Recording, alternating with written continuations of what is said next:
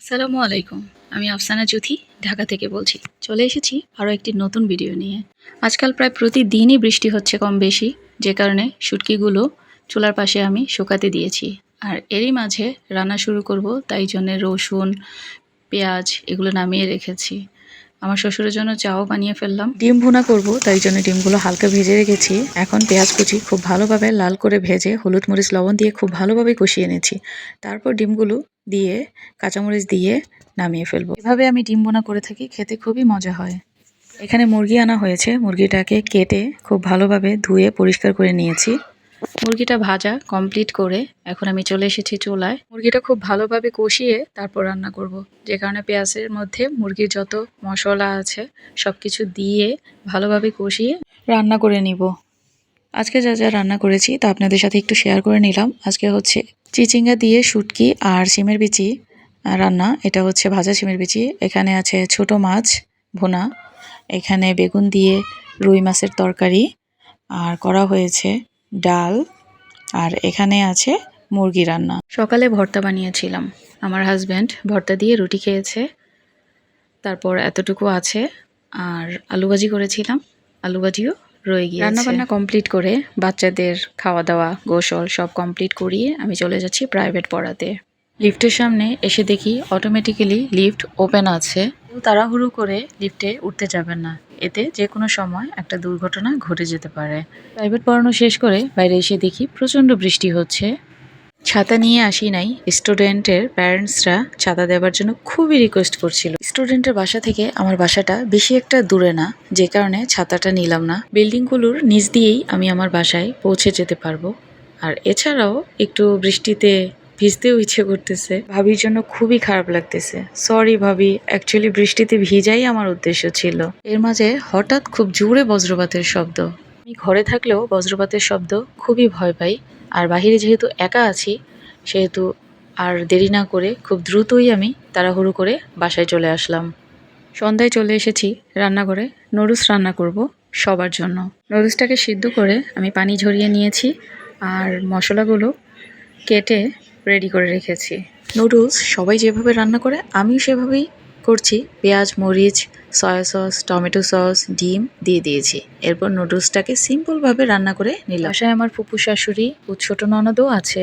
আর অপর চুলায় আমি যার যার পছন্দ মতো চা বসিয়ে দিলাম। কেউ খায় রং চা, কেউ খায় দুধ চা। আমার রান্না কমপ্লিট হয়ে গিয়েছে, আর এখন আমি নুডলসটাকে খুব সুন্দর করে সার্ভ করে নেব সবার জন্য। দিক দিয়ে নাস্তা কমপ্লিট হওয়ার পর আমি আব্দুল্লার বই খাতা বের করে ওকে পড়তে দিয়ে এসেছি। আমি খুব দ্রুতই বাটি চামচগুলো ধুয়ে নিচ্ছি, কারণ ছেলেকে পড়তে দিয়ে এসেছি রুমে। আমি যতক্ষণ পর্যন্ত ওর সামনে গিয়ে না বসবো ততক্ষণ পর্যন্ত একদমই পড়বে না, বসে বসে খেলতে থাকবে। মাঝে মধ্যে খুবই বিরক্ত লাগে, একটু বকাঝকাও করি, তারপরও আবার নিজেকে সান্ত্বনা দিই, ছোট মানুষ, থাক কিছুদিন পর ইনশাল্লাহ ঠিক হয়ে যাবে সব কিছু। আমি না একটা জিনিস খেয়াল করছি যে বিকেল থেকে আমার প্রচণ্ড মাথা ব্যথা। কাজের চাপে অতটা পাত্তা দেইনি বিষয়টা, এখন দেখছি অল্প অল্প করে বাড়তেই আছে ব্যথাটা।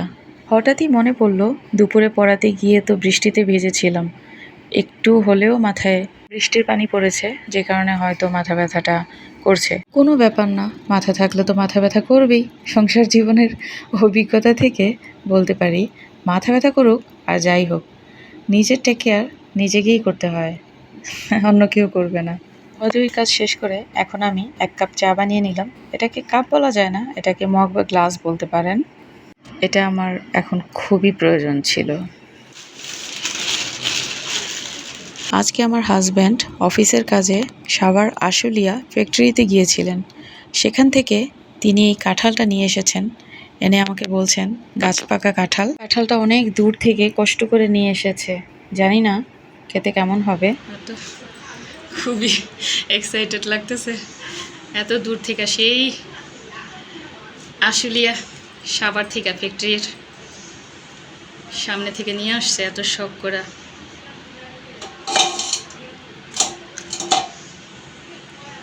দেখা যাক করা নাকি কোষগুলা এত ছোট ছোট।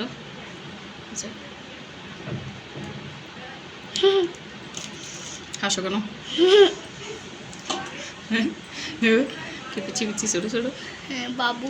বাবু, বাবু কোষ। তোমার নানা ওই দিন দেখছো খুইলা দিছিল যে? না থাকলে ভালোই তো। না না, শ্বশুর বাড়ি তো শ্বশুর বাড়ি, ওইটা ছিল বাপের বাড়ি, আর এইটা হচ্ছে কি বাড়ি? শ্বশুর বাড়ি। শ্বশুর বাড়ি। না আমার বাড়ি। এটা তোমার বাড়ি। হ্যাঁ, কাঁঠাল ভাঙার সময় আমার ছেলে ক্যামেরাম্যান ছিলেন, যে কারণে ওর সাথে কথা বলতে বলতে কাঁঠালের কোষগুলো সব আমি বের করে নিলাম। ও চাইছিল কোষগুলো বের করার জন্য, বাট আঠা পড়বে তাই জন্য দেইনি। নরসিংদীর মানুষ আমরা, কাড়াল যদি না ভাঙতারি হইল? কও, আমরা পারি না? এমন কোনো কাম আছে?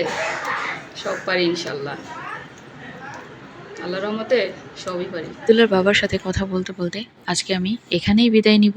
সবাই ভালো থাকবেন, সুস্থ থাকবেন, আমাদের সবার জন্য দোয়া করবেন, আর চ্যানেলটি সাবস্ক্রাইব করে পাশেই থাকবেন। ধন্যবাদ সবাইকে। আল্লাহ হাফেজ।